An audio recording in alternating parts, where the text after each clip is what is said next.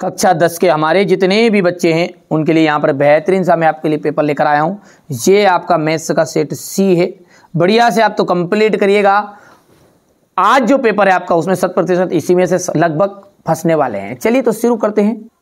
-2 और 5 शून्यक वाले बहुपदों की संख्या होगी 3 से अधिक। यहाँ से देखिए इसका कोई भी हल नहीं होगा। यदि धूप में खड़े एक व्यक्ति की छाया उसकी ऊंचाई 20 करनी 3 गुना है तो उस समय सूर्य का उन्नयन कोण होगा 30 डिग्री। चाप बराबरी पे होता है कोण इंटू त्रिज्या। शंकु की तिर्यक ऊंचाई होगी r² + AG², क्योंकि समय कम है आपके पास में। यदि किसी घटना घटित नहीं होगी तो उसकी प्रायिकता होगी असंभव। P/Q, जहाँ P और Q परस्पर अभाज्य संख्याएं हैं, Q is not equal to 0, तो यह आपकी कहलाएगी परिमेय संख्या। यहाँ पर विविक्त कर कितना है, b² - 4 ऐसे आ जाएगा। समांतर श्रेणी का पद उसके पूर्ववर्ती पद के में अंतर सार्वंतर से लाता है। सभी समबाहु त्रिभुज कैसे होते हैं, समरूप होते हैं। किसी बिंदु की x अक्ष से दूरी कितनी होगी, y निर्देशांक कहलाएगी। किसी वृत्त की स्पर्श रेखा उसे केवल और केवल एक बिंदु पर प्रतिच्छेद करती है। ये यहाँ से हो गया, इतना हो गया।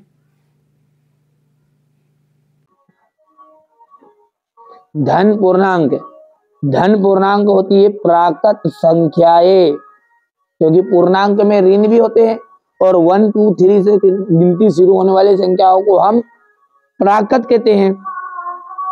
विविक्तकर ऋणात्मक होता है, तो जो मूल होते हैं ना वो अधिक अल्पित होते हैं, यानी काल्पनिक होते हैं। A2 = 13 और A4 है 3, तो सार्वंतर क्या निकलेगा, तो यहां पर से देखो A2 को हम लिख सकते हैं A + 1D = 13, समीकरण नंबर 1।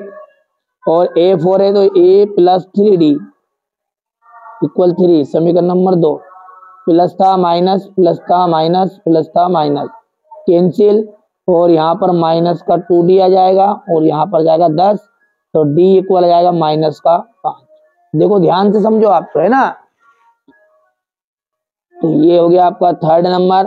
sec² θ -1, sec² θ का जो सॉल्यूशन होता है ना वो होता है tan², ठीक है, ये सर्व समीका है। लेकिन करनी जो है घात 2 वाली कट जाएगी स्क्वायर से, तो ये आपका हो जाएगा, ठीक है, sin² θ + cos² θ। इसका जो मान होता है वो होता है 1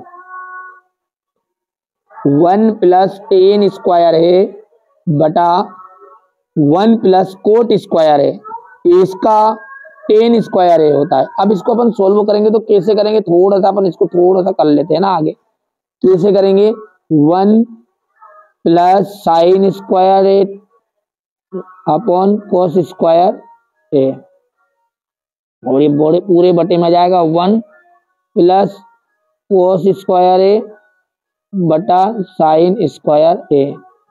अब जब इसको और आगे जब आप बढ़ाओगे तो ये हो जाएगा आपका cos², ठीक है, cos² a + sin² है, और ये बटे में आपका ये वापस cos² a, ठीक है, बट्टा में कितना जाएगा, sin² a + cos² a, ठीक है, ये बटे में जाएगा आपका sin² a। अब इसका तो देखिए 1 मान हो गया, तो ये हो गया 1 बटा cos² है, पूरा बटी में कितना है, इसका भी मान 1 हो गया, 1 अपॉन sin² a। तो इसका इक्वल कितना हो गया, देखिए अब इसको जो पलटी करोगे ना तो ये हो जाएगा 1 बटा cos² है इंटू ऊपर चला जाएगा sin² है और बटे में 1, और आंसर जो निकलेगा sin बटा cos का वो आ जाएगा tan² a, ठीक है। यहाँ से आप देखिए इस तरह से आपको अच्छे सॉल्व करना है। बाकी सारे सवालों का सॉल्यूशन भी मैं आपको प्रोवाइड करूंगा, आप तो केवल और केवल अच्छे से तैयारी करो, ठीक है भैया। अब है आपका एक वाक्य में उत्तर, यहाँ से देख सकते हैं आप, ठीक है, मैंने पूरा भर दिया है ताकि हमारे बच्चों को कोई कठिनाई ना हो, बस यही हमारा उद्देश्य है ना।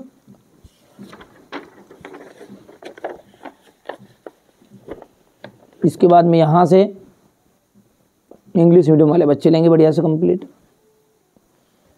सत्य है, देखो समांतर श्रेणी का किन्हीं भी 2 पदों का अंतर सार्वंतर होगा नहीं। क्यों? क्योंकि कोई भी दो पद नहीं, अगले पद से एक निश्चित अंतर होगा, है ना।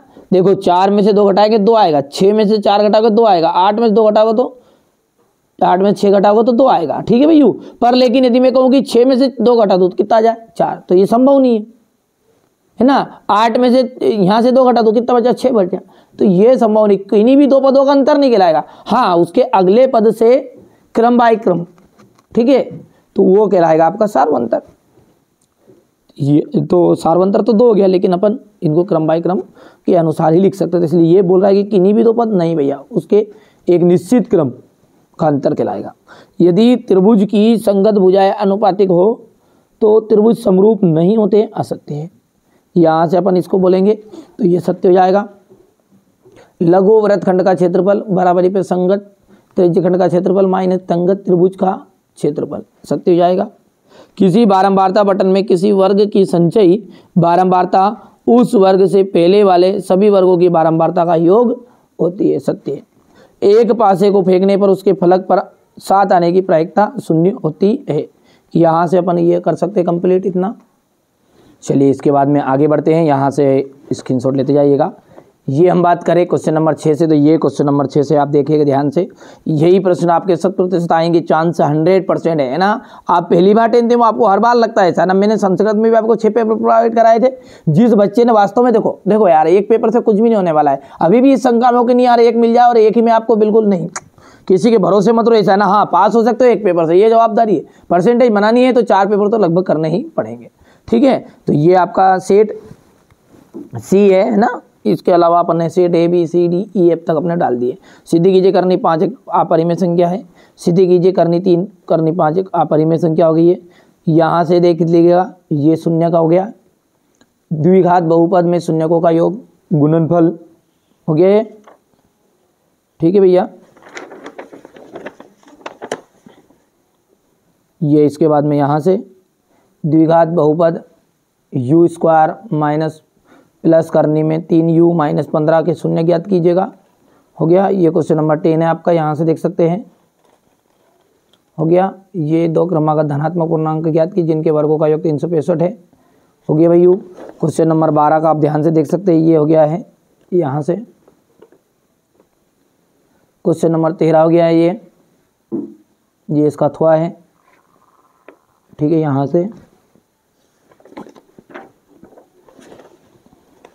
क्वेश्चन नंबर 14, ये 15 है। क्वेश्चन नंबर 16, ठीक है भैया। इसके बाद में क्वेश्चन नंबर 17 है, यहाँ पर से देख सकते हैं आप। भूमि के एक बिंदु से 20 मीटर ऊंचे भवन के शिखर पर लगी संचार के मीनार का तल का उन्नयन कोण 45 डिग्री